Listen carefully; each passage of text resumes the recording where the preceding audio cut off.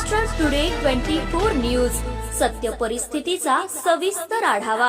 भिवंडीत आगीचं तांडव, 3 मजली इमारत जळून खाक, उरला फक्त सांगाडा। आगीची भीषणता दाखवणारे दृश्य, लाखो रुपयांचे सामान जळून खाक। भिवंडीमध्ये मोठे कारखाने आहेत, गोडाऊन आहेत। वारंवार भिवंडीमध्ये आगीच्या घटना घडत असतात। भिवंडीतील अत्यंत गजबजलेल्या खोका कंपाऊंड परिसरातील निलेश डाईंग या कंपनीला भीषण आग लागल्याची धक्कादायक घटना घडली आहे। या आगीत कंपनीचे कोट्यावधी रुपयांचे नुकसान झाले असून संपूर्ण परिसरात धुराचे लोट पसरल्याने घबराटीचे वातावरण निर्माण झाले आहे। मिळालेल्या माहितीनुसार खोका कंपाऊंडमधील निलेश डाईंग ही कंपनी एका 3 मजली इमारतीत कार्यरत आहे।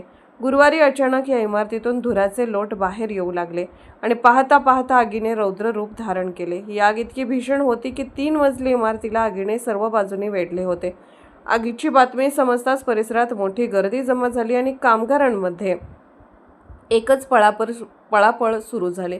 या भीषण आगीचे नेमके कारण अद्याप स्पष्ट झाले नसले तरी शॉर्ट सर्किटमुळे ही आग लागली असावी असा प्राथमिक अंदाज अग्निशमन दलाने वर्तवला आहे। कंपनीतील विद्युत उपकरणांमध्ये बिघाड झाल्याने ठिणगी पडली आणि त्यानंतर तिथे असलेल्या ज्वलनशील पदार्थामुळे आगीने संपूर्ण इमारतीला आपल्या विळख्यात घेतले। सुदैवाने आग लागली तेव्हा वेळीच सतर्कता दाखवल्यामुळे कोणतीही जीवितहानी झाली नाही। सर्व कामगारांना सुखरूप बाहेर काढण्यात यश आले।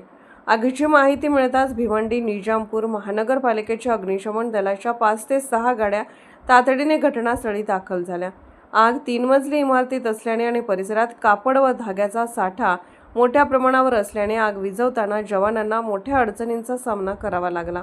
अनेक तासांच्या अथक प्रयत्नानंतर अग्निशमन दलाने आगीवर नियंत्रण मिळवले, मात्र उशिरापर्यंत कुलिंगचे काम सुरू होते। निलेश डाईंग ही डाईंग आणि प्रोसेसिंग कंपनी असल्याने तिथे मोठ्या प्रमाणावर धागा, कच्चा माल आणि रसायनांचा साठा होता। महाराष्ट्र टुडे मराठीसाठी ब्युरो रिपोर्ट, भिवंडी, ठाणे।